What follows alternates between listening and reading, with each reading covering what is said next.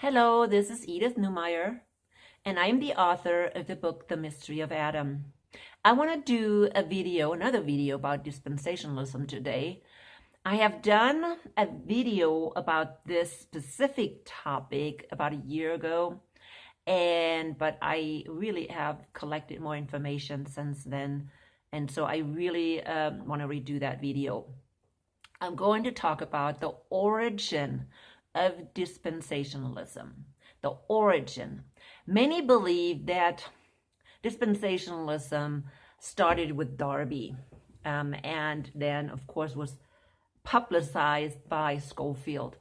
But dispensationalism, or the ideas about dispensationalism, goes way back to the 1500s, people. 1500s, that's right.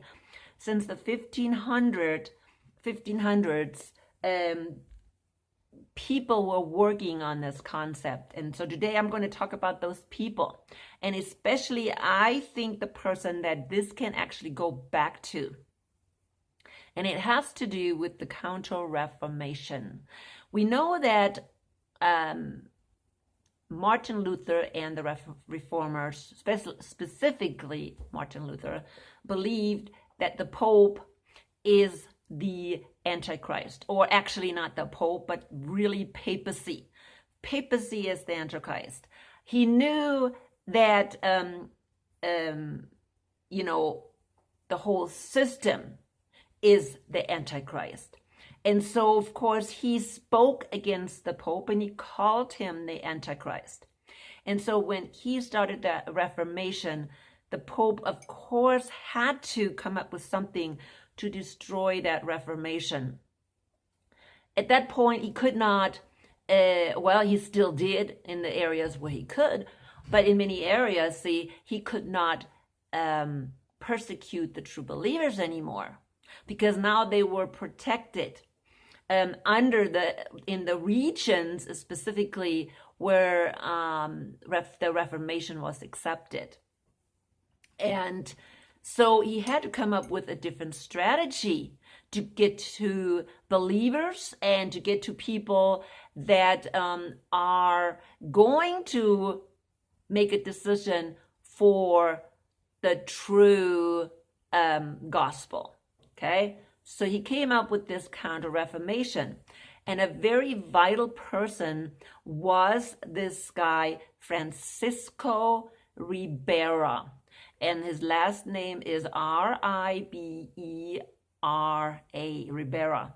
He was, of course, a Jesuit. Okay, he was a Jesuit monk, but he also was a professor in Spain. And he wrote this book,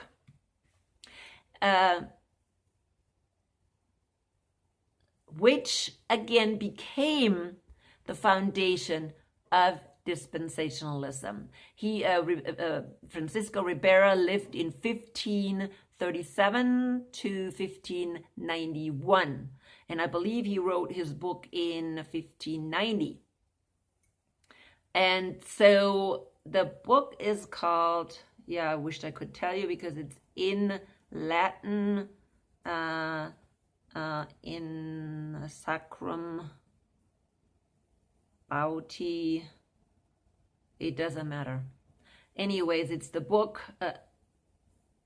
So I don't know. I don't know Latin, so I'm not even going to try to read it. But anyway, so he wrote this book, and in this book were laid down the foundations. Okay, one of these things, and I'm going to go now by the things that he wrote in that book that became then foundation for dispensationalism. Of course, there were people in between, and I'm not going to talk about them today, that continued teaching this theology or doctrine. Of course, lots of Catholic scholars were continuing to teach it until finally it came into or entered the Reformation church. Okay? Or the Protestant church. Here are the foundational things that he wrote in that book. Okay, here is one. Persecute and he is writing, his main thing is about the Antichrist. Haha, figure that, okay? Figure that. He was very big on Antichrist. Now we know Antichrist is a system. It's more than one person. John, in the letters of John, you can read that. Okay, read the letters of John. It tells you who the Antichrist is. There's not this one man Antichrist at the end of human history. Let's put it that way. But there is there are many antichrists, of course. If you know that Luther believed in this Antichrist, or he knew that papacy was the Antichrist, you know there's many, okay? Everybody who actually says that Jesus did not come in the flesh is an Antichrist, period. And therefore there's many. But he made this very popular, that there's this Antichrist at the end. Well, why did he do that? Because he had to distract from the Pope. Remember, he was there to counter the Reformation. And so he had to distract from the fact that the Pope or papacy was Antichrist. And that was, his main point in his book, that there's one man Antichrist at the end, sometimes at the end. And that he will persecute the saints, and that he will rebuild the temple in Jerusalem. Now, is that very prevalent today in this teaching of dispensationalism? Yes, it is.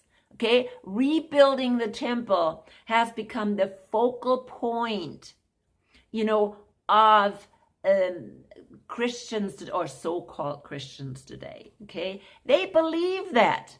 They believe that there's going to be this Antichrist at the end, and that he will and that the temple will be rebuilt, and the Antichrist will sit in that temple. That is all false. It's false. Okay. Then it says here that he will abolish the Christian religion. Now, okay, if you consider Catholicism as a Christian religion, then I'll tell you right now, he will not abolish the Christian religion. Why? He may again openly persecute the real Christians. See, this is again leads into this belief that this Antichrist will start this persecution of saints way at the end. Oh, just forget about all the things the Pope did, and just forget about all the things the Pope still did even after 1500, persecuting the saints. Oh, no, let's focus, give our attention and focus at the end when this Antichrist is coming. Oh, we don't have to worry about anything. We're not living in the tribulation right now. We're not being persecuted. We're not being deceived. Okay? But this dispensationalism is part of the persecution, is part of the tribulation of the saints, is that we're being fed false doctrine, and people need to get this in their head, because that this is happening right now. Okay, the tribulation, the persecution is happening. Except, see what happened. The Pope is now doing it a little bit different, because hey, he cannot persecute and kill the saints anymore. He cannot scare the heck out of the believers, or so-called believers, so they wouldn't leave the church. So what is he doing? He spreads false doctrine. And he has started that with this Fancisco Ribera in 1500. Wow, such a long time. Then he says he denies Jesus Christ. Okay? He denies Jesus Christ. See, if we keep focusing on that this Antichrist is going to deny Jesus Christ, then we can cover up again Roman Catholicism and the true Antichrist. Why? The Pope is not necessarily denying Jesus Christ. He is saying, I am Jesus Christ here on earth. That is what the Pope is doing today. He's saying, I am Jesus Christ. I am the Holy Spirit, or the representative of God on this earth. So he's not necessarily denying Jesus, but he is blaspheming him. He is putting himself in the place of Jesus. And this Ribera is saying that he denies Jesus. But no, that is not what it is, okay? See, he pulls out things from the Bible. When in 2 Thessalonians, Paul says that the son of perdition sets himself into the temple of God and declares himself God. That's where this Ribera is getting this from. But that part right there in 2 Thessalonians is just saying that the Antichrist puts himself in the temple of God, which happened through papacy. Actually, it was Constantine, the first pope, who set himself in the church and made himself God. And all the people, all the popes after him, because all emperors were called pope. And then the Bishop of Rome continued that tradition. They all said, I am the vicar of Christ. I am the representative of Christ. I'm going to make the decisions, and you do not have the Holy Spirit anymore, because I am going to tell you what doctrine is. You see this? This is all coming from the Roman Catholic Church. And so denying Christ, okay, that's what he said, but that's what also dispensationalism is teaching. Yeah, that's that he is going to persecute the real believers. Well, let's go to the next one. Destroy Rome. The Antichrist will destroy Rome. No, not going to happen. Okay, that's not true. We know who is going to destroy Rome, right? We know from Revelation that God will destroy Rome. That's just the bottom line. Okay, it's not the Antichrist. Okay, but again, see, we're already putting this in place. So eventually, when Rome is going to be destroyed, they can blame it on who knows where. Okay, or who knows? No, we don't have to blame it on God. God isn't not destroying, Rome or the Catholic Church. Oh no, it's some kind of fantasy person. So that is what he believed, though, that Rome will be destroyed, and that's true because that's in the Bible. Rome will be destroyed. Then be received by the Jews. Oh my goodness. This Antichrist will be received by the Jews. Wow. Okay. So how else can he set himself in the temple if the Jews are not receiving him? But again, who is this Antichrist? Who is who is this this Antichrist? Well, it is the Pope. So is it true the Jews will receive the Pope? Yes, because the Pope right now is there because he wants to rebuild the temple. See, we set up here, rebuild the temple in Jerusalem is one important point of this whole doctrine. Rebuild the temple in Jerusalem. Now, guess what? Isn't that what we're having today? We are having this big push to rebuild the temple. So supposedly the Antichrist can sit in the temple of God. Isn't that again a false doctrine that was put in place in 1500? And right now, where is this doctrine coming from? Is it coming from the Jews, from Judaism? No, it's been pushed. It's been pushed by Rome from the beginning. Rome is just using Judaism to push it.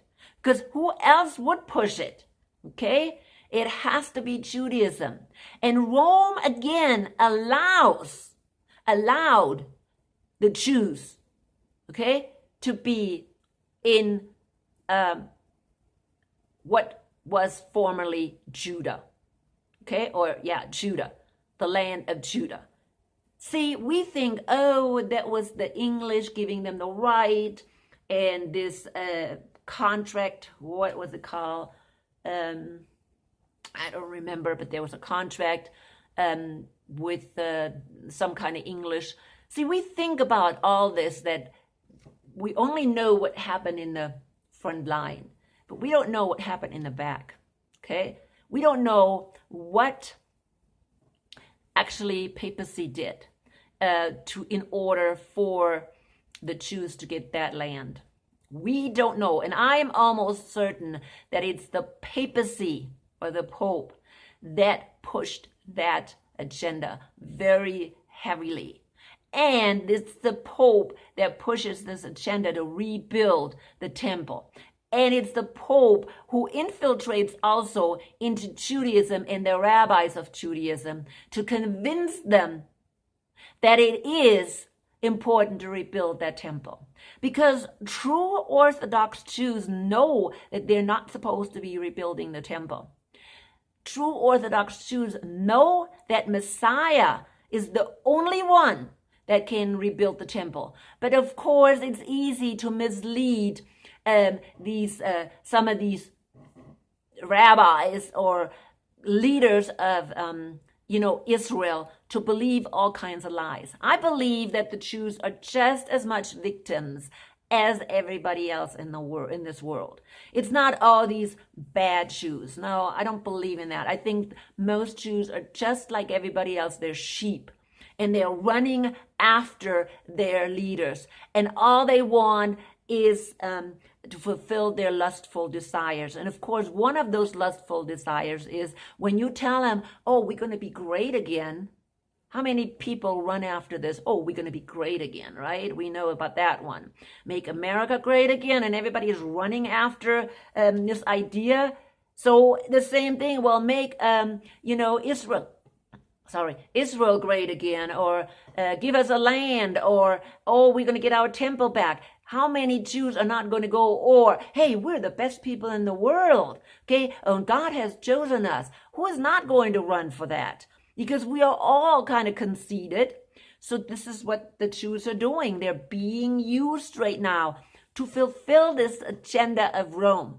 Now, this whole thing about this agenda of Rome is not only that they're writing this down, like this Fancisco Ribera, but they are going to make sure that these things are going to be fulfilled. And they're working on these things today. Now, a big thing about this is, of course, the tribulation time, because we're going to place now this Antichrist in this tribulation time, 7 years, 3.5 years. People know there's something wrong with this a short period of tribulation at the end. We cover up the wrath of God. The wrath of God is not going to happen, okay? Oh no, there's just going to be tribulation at the end, and that's when the Antichrist is going to reign, and he's going to persecute the saints. This is all false doctrine, and again, it comes out exactly from this Fancisco Ribera. I mean, especially the temple. See, now they're going to have to work on building this temple so they can prove that the Antichrist are going to sit in it. So we can distract from what is happening really right now, okay? We can just totally distract that really the Antichrist has been here, or whatever people think Antichrist is, the son of perdition or the son of lawlessness. And we can totally distract from this beast out of the sea and this beast out of the earth and the Babylon, the great, the harlot. We can just distract because it doesn't happen. It's not there yet. We're not there. We're not in the 7-year reign. People, if you wait until this tribulation that the Ribera made up, or dispensationalism made up, this end time tribulation, it's going to be too late. Okay, it's going to be too late. Here it also says, pretend to be God. See, this is exactly what this Fancisco Ribera actually said. This futuristic Antichrist is going to be pretend God. But who is actually pretending to be God? It's the Pope. It's papacy. Again, distracting from the real thing. Kill the two witnesses of God. Okay, I'm sorry, but I can't tell you too much about the two witnesses of God. I have started doing some studies about these two witnesses, and I know they're coming. It looks like they're described during the wrath of God, not the tribulation, okay? They're described in the middle or at the end of the wrath of God, the 7 trumpets. I don't know, I think they're coming after the 6th trumpet, maybe they're described. So in between the 6th and the 7th trumpet. So they're not part of the tribulation. They are part of the wrath of God. And this Ribera is not saying anything about the wrath of God. And then he says here, conquer the world. Conquer the world. Now, what do you guys think the new world order is? See, if we believe that there's going to be this Antichrist coming at the end during this 7-year period, which is not even the wrath, the tribulation, it's the wrath of God, people, at the end, okay, before the 1,000-year reign of Christ. And I know some people don't believe in that either. And they say that is dispensationalism. No, that is not dispensationalism, okay? That is truly in the Bible. 1,000-year reign is in the Bible, okay? That is not dispensationalism. It's not something Judah made up. It is also in the Old Testament. Of course, it's in the Old Testament that there's going to be a reign on this earth. It's very simple, okay? That's exactly, we human beings lost our right to rule on this earth when we sinned. And that was pretty fast. Why? Because we followed Satan. And when we sinned, Satan got the right to rule on this earth, okay? That should just be very clear. And since that time, he had the right to rule this earth. But when Jesus, one of the purposes of Jesus is not just to redeem us and make us again right with God, but he also is going to accomplish that we will be able to rule this earth again, okay? Because that was the goal, really, of God with humankind, that we do rule this, but we couldn't do it without God. We failed. And so Satan took over, and now with the help of Messiah, we will do that again. See, who is ruling? It is the bride and the bridegroom. So all of Messiah, which is bride and bridegroom, okay, I want to remind you of Adam.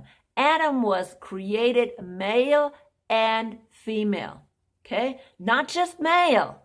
That's not Adam. Adam is male and female. Read Genesis 5, 1 and 2. God created the first human being, or Adam, male and female. Okay? The same, that's reflecting what Messiah is. Messiah is male and female, bride and bridegroom. And we will rule this earth, okay, when Jesus returns. And so that is definitely what's going to happen. However, it's not a rule of the Jews, okay, or the Israelites will rule, or the Antichrist will rule. This is all false. It's all false doctrine that comes out of dispensationalism and goes way back to this Ribera guy, Fancisco Ribera. Okay, and we have to understand that. We cannot just stop with Darby. Darby has his theology from someplace. And his theology is coming undoubtedly from this Ribera and from this Counter-Reformation. See, the Jesuits were put in place to counter the Reformation. They are the soldiers, the foot soldiers, to destroy the Reformation. And they have been doing that since their existence. They're out there. They're infiltrating into Protestant seminaries. You know what happened with Scofield, if you do some research on Scofield. See, Scofield got his ideas, of course, from Darby. And Scofield systematically passed out his commentary to most of the seminaries. And so most of the pastors got a Scofield Bible, or commentary Bible, okay? And this is how systematically this doctrine was placed in the hands of Protestant pastors, okay? Now the whole sourdough is sour. And most Bible teachers preach dispensationalism. Most of them. And the ones that are finally starting to get out of it, they're still stuck in it because they're still confused. Because see, once you believe in something, you are just so ingrained in it that it gets very hard to get it out of your system. Now, that happened, that happens with everything. Once you accept a lie, your whole thinking is being shaped by that basic belief. So make no mistake, what's happening today is a major deception that was started by the Jesuits, by papacy, okay, of course, by Satan. It is a form of persecution. It's a form of persecution. It's a form to hinder people to accept Jesus. Because see, if you have all these bad theology in your brain, you get more and more blinded to the truth. Okay, I see that all the time when I am on Facebook and I'm talking on these Facebook groups. People are highly confused. Why? Because they have been listening to false pastors. See, these pastors, they may teach 95% or even more about the truth. And people think, oh, that's true. And then they add just a little bitty leaven, and it just makes the whole dough again, sour. And that's why we have to be so careful. Now, another thing that is happening, see, of course, Satan already knows that people are waking up to this dispensationalism, right? And they're realizing that lots of people are realizing that it is false. So what is he doing now? Well, now he is putting in even more leaven, okay? Because people are already confused. What's the truth? So now he's going to throw even more lies into the mix. Like for instance, some people don't believe in rapture anymore. Or some people believe, well, the rapture is all the way at the end of the wrath of God. Some people don't even know about the wrath of God. Okay? That has put out of the whole understanding anyways. This dispensationalism. I don't think there's any wrath of God on any of the line of the dispensationalists. There's no wrath of God, okay? I don't know, it doesn't exist. I have no idea. I think, of course, it's the tribulation that they're talking about. So, anyways, I forgot one thing about this Ribera, and I don't see it here. Of course, this is from Wikipedia. Just look up Wikipedia. You can actually do your own study. Just look up Wikipedia, Fancisco Ribera, and you will find, all this information. Futurism, okay? Futurism, that's what this dispensationalism is. And he started futurism. Everything is in the future. Okay? So, yes, let's continue. There is more deception coming into this whole mix. Okay? Everything is now very, confused. There's so many people that throw out everything now. Okay? Even this 1,000-year reign of Christ. Just throw it out. It's dispensationalism. It's Zionism, whatever they call it. Okay? Or Judaism, influenced by Judaism. See, everything that Judaism teaches is not necessarily wrong, because if it would be, then we can just throw it out anyways. But see, these people, they use, like I said, 90% truth, and they mix it with non-truth. And so we have to figure out, what is this non-truth? And the way we can figure that out is only by going to the Word of God. Don't just throw things out. Look, say, where does that say that in the Bible? Give me the verses, okay? Show me.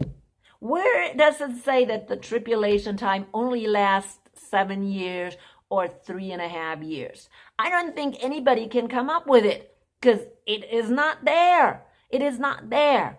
So again, go back and study this Fancisco Ribera. This whole thing about dispensationalism is started by papacy, by Jesuits, okay, in order to bring down Reformation and to bring down the saints. That is just bottom line. Continue to do your research. There's so much out there about dispensationalism, and be careful. See, I don't want to listen to this lengthy film about dispensational and this and that and going into detail.